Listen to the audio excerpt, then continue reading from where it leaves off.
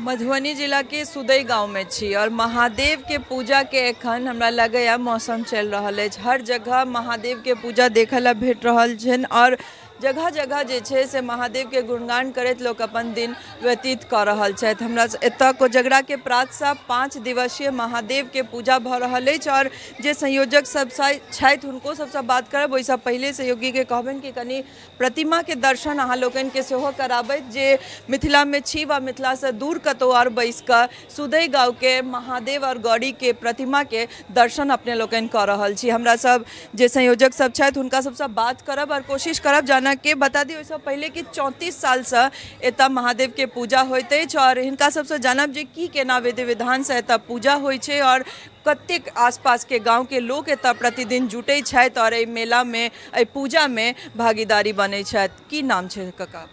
अमोद झा।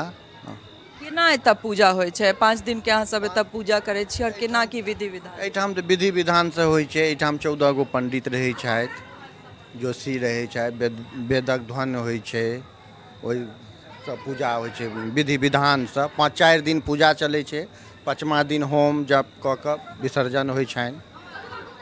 हमरा सबके जेना पहले दिन जहिया पूजा शुरू भेल तऽ सिमरिया से गंगा के जल आनै छथि, ओहो चढ़ै छै और कमला से 4म दिन पदयात्रा कमला से सेहो जल अबै छै और हजारों के संख्या में ओहो जल से हिनकर अभिषेक होइ छनि, पूजा होइ छनि। एखन शुरुआत होइ छै? नहीं, ई 4म दिन भेलै आ पहला दिन जे शुरुआत के दिन सिमरिया से होइ छै तऽ ओ गंगा जल चढ़ै छनि। और की विधि छै मने ई जे 4 दिन हिनकर पूजा होइ छनि महादेव के और हमरा लागैत है जतेक भीड़ हमें प्रांगण में देखलिए आरती काल में अपने गाँवटा के नहीं आसपास के सब गाँव के लोग एतऽ आबैत है? एतऽ आस पास के 10टा गाँव 10 गाँव के लोग मतलब बहुत भीड़, अहाँ तऽ देखने हेबै बहुत भीड़ होइ छै।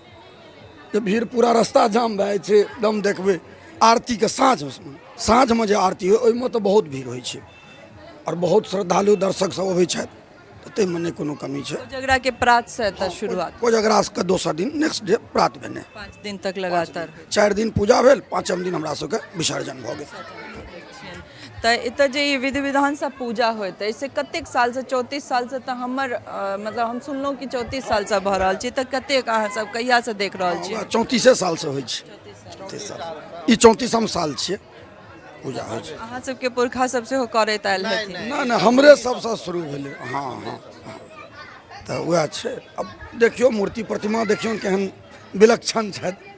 प्रतिमा एते बनायल जाइ छै? एते बनायल गेलै प्रतिमा, एते सब किछु होइ छनि, हुनकर प्राण प्रतिष्ठा सब एते होइ छै। एतुका जे लोग सब और आसपास के गांव के आबै छथि, हमरा लगैया महादेव के पूजा, महादेव के नाम अपना आप में बड़ पैघ छनि, हुनकर भक्ति के भक्त सबके अनन्य कतेक कहानी छै। हमरा लगैया बाबा विद्यापति से लऽ कऽ कतेक चीज हमसब सुनने छी जे महादेव से जुड़ल मात्र से भक्त के और हुनकर जीवन के जे सुख समृद्धि छनि ओहिसँ महादेव के भक्ति से सब किछु जुड़ल छै। अगर महादेव के नाम अहाँ लै छी एकमात्र तऽ ओहिसँ जीवन भर के कष्ट जे छै से ओ हरि लै छथिन और ओ अढरन ढरन छथिन। हमरा सब जानिते छी जे महादेव के अगर गोहरेबनि तऽ ओ हमेशा अहाँ लेल हर जगह ठाढ़ रहतथि और ई सब कहबे केलथि है जे 34 साल से एतऽ पूजा होइत अछि और हमसब यह ऐसा पहले पछी सेहो गेल रही और हमरा लगैत अछि कि जगह जगह जहन महादेव के गुणगान होइत देखै छियनि तऽ हमरो सबके बड़ नीक लागैया जे ओहि गाँव पहुँची जतऽ महादेव के गोहरायल जा रहल छनि और लोग सबके भीड़ जखन देखैत छी तऽ लागैया जे नहीं हमर सबके जे संस्कृति है, जे धर्म है, जे सनातन है, जे हमर सबके पूजा पाठ से एखनो लोग बहुत मात्रा में जुड़ल छथि और कोनो कमी नहीं छै जे भगवान के भक्ति में अगर लोग जुड़ जाइ छथि तऽ चाहे ओ दुर्गा पूजा के 9 दिन हो या फिर महादेव पूजा के 5 दिन हो, लोग ओही में रमल रह जाइ छथि। हमसब चलै छी फेर कोनो आन गाम, ओतौ अपने लोकन के महादेव और गौरी के एहने नीक प्रतिमा और एहने सुंदर दर्शन अपने लोकन के करब। टफकॉन XT 600 HCR TMT रिवा। पहले भी बोला था अगर घर को बनाना है एक्स्ट्रा टफ तो आप भी दिखा सकते हैं अपनी हीरोपंती टफकॉन XT के साथ।